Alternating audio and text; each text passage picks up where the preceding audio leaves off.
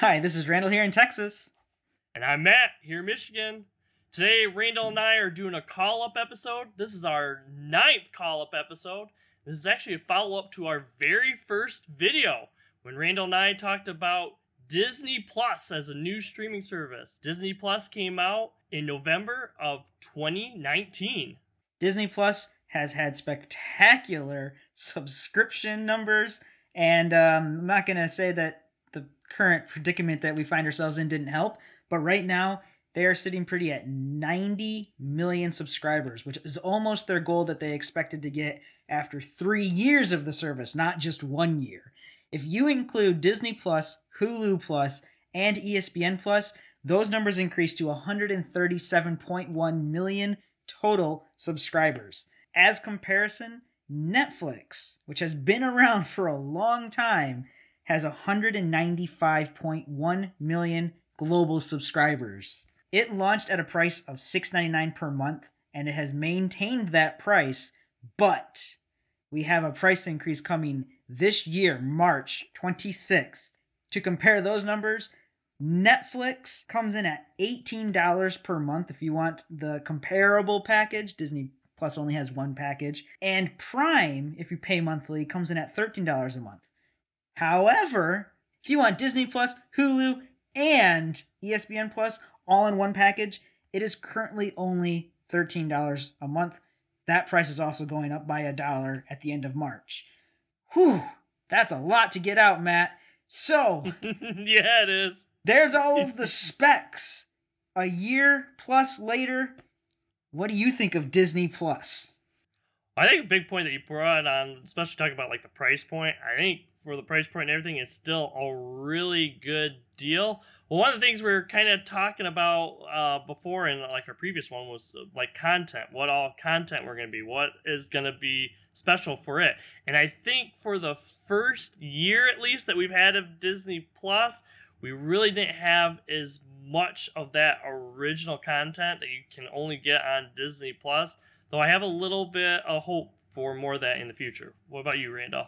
1 year later, my problem is still the same problem it was when we did our very first video. It is the lack of the full inclusion of the 20th century properties. Now, I know some of them are coming out on Hulu, but I also know some of them are just completely fractured. If I want to watch Alien, not that I can't just watch Alien because I own it, but if I didn't own it and I wanted to stream it, I have to go to Amazon Prime or HBO Max. And I'm like, what? Say what? This is a 20th century movie. Why isn't it on Hulu? Why isn't Predator on Hulu? Stuff like that. It's still the same problems that they had before. I think that kind of shows up a little bit of what we're going on into the future and stuff, and that might be an even wider discussion about it later. Just we have a lot of these content, like you said, that should be on like Hulu or Disney Plus, that's on these other streaming services because of like old contracts and stuff. And now we're seeing more and more of these studios and stuff have their own streaming service to try to like get that content their own. I mean, we're talking like Universal's coming out with their own, to like pull their own content and stuff. So I agree with you. I wish that we could get, 20th century content and Disney content all together on Disney Plus. And even like you said, Hulu. And that's what I expected was going to happen, that everything was going to move to Hulu for 20th century, or at least, more adult stuff. But I think that's still going to be a possibility in the future. I mean, I'm sure eventually, after everything pans out, it will. But at that point, how much will it cost me? What did it cost you? Everything. But one of the biggest things about any streaming platform is that content is king. Your streaming platform is just going to be left to wither and die on the vine if you don't come out with something new and fresh that brings audiences to your platform. Netflix has done a very good job with their original content, even if their movies are kind of iffy sometimes. You're like, all right, but their shows have really captured the imagination, and they just dump them. It's like, here's everything. Here's an entire season of Stranger Things. That really gets people interested in what's going on. And I would very much like there to be more original content coming to Disney Plus. And I don't just mean original content Star Wars or new Marvel series, although I appreciate those. I mean something that's really built specifically for Disney Plus. We really like The Mandalorian is all that we've actually had that's like an ongoing Disney Plus thing. Like you said too, yeah, that's kind of the point I was pointing out was it's Star Wars and Marvel stuff, and I am like you said excited for that stuff as well too. That's the content, though. I think for me personally, I think the shows are really what's going to be driving Disney Plus. I'm not really as interested in like movies coming necessarily to Disney Plus. I am more interested in these shows. But yes, I agree. I would definitely want to see it expanded more than just Marvel and Star Wars. And right now, that's the main, safe bet stuff that Disney's leaning on right now. Yeah, and that's a good point. You say safe bet. I want an original IP. I want something that doesn't say Star Wars. I want something that doesn't say Star Trek, doesn't say DuckTales. Oh, rest in peace, 2017 DuckTales. Something that's not going to be playing on Disney's cable channels. Something that's not going to be playing anywhere but Disney Plus, and it is brand spanking new. You have this platform and you're using it so conservatively. Use it as a way to really experiment with something to pull in new people. That's what Netflix does. That's how Netflix grows its user base. Yeah, that was one of the things, like, when Disney Plus originally launched out, one of the big selling points was just, like, hey, you get access to, like, Disney content, yeah, Disney's Vault and stuff. The problem with that is a lot of us own that stuff already in other formats, whether it's, Blu-rays, DVDs, or, VHS tapes or whatever, or, digitally, we already, can consume a lot of that content. I don't know, you Randall, what all you've actually watched on Disney Plus, but here's just a lineup of what I've watched on Disney Plus. I've watched The Simpsons, I've watched The Mandalorian, I watched the new season of The Clone Wars, I've seen, movies, I've watched Mulan, and I've watched Soul. And then I've also watched some other shows. I've watched Gravity Falls, and I'm starting to watch WandaVision. So that that really kind of just shows you I haven't really been watching any of the classical Disney movies and stuff because I already own them on other things. And so for me, that's what point I was trying to get to on the shows. I've actually been watching more shows, so it's that original show content I think that's going to keep me coming to Disney Plus. I think that's what's keeping most people coming to Disney Plus. I mean, or if you just have a family, honestly, there's going to be a ton of content on there for kids. They were very adamant when they launched over a year ago that they were going to be the family oriented streaming platform, which for me was just the non-killer and still is kind of annoying because, like I said, 20th century content. But, my daughter, who's ripe Disney age, is just like, ooh, Little Einsteins and Mickey Mouse Clubhouse, Mickey and the Roadster Racers. She's right there. And all of that content is still there for her to enjoy, although I'm trying to get her to really enjoy Sword in the Stone. I'm trying. Who doesn't like Merlin? One thing that we constantly talk about, we've touched on so many different things, even in our, Q&As, is this kind of death to movie theaters situation that we're in, not just because of all of these streaming platforms, but, the situation that we found ourselves in 2020. And I think Disney Plus has all these movies that they were going to be released in theaters. Soul was not intended for Disney Plus. That's a Pixar film that was supposed to be a wide release, and it just came out on Disney Plus. I'm not interested in that. I want to see those kinds of movies in theaters. I'm right there with you, and that's why I'm kind of like hesitant to really want movies. I'm hoping like it's nice to have that content, so especially when we got to see Soul and it was part of the Disney Plus package, as opposed to like Mulan, which we had to pay an additional 20 or so bucks in order to stream it on the Disney Plus service, and you're not even like really owning it on the service. You really were just renting it kind of until it came out wide release on Disney Plus. But yeah, I'm just hoping that this isn't like Disney's main outlet. I would still want theaters to be the main outlet. So I'm kind of hesitant to really support movies, coming to Disney Plus because I don't want it to take away from the theaters. Yeah, I swear to God, if they launch Black Widow on Disney Plus, it's one of my, movies to be looking forward to because you stole James Bond from me, which is delayed again. I'm still skeptical of Disney Plus having the kind of content that pulls me in, even with my daughter, or a person like me who's just wants something more adult. I'm still not seeing that, even with Hulu. Well, that's the thing too. Like that was another big point you brought up. Was that like that package, that Disney Plus, Hulu, ESPN Plus package.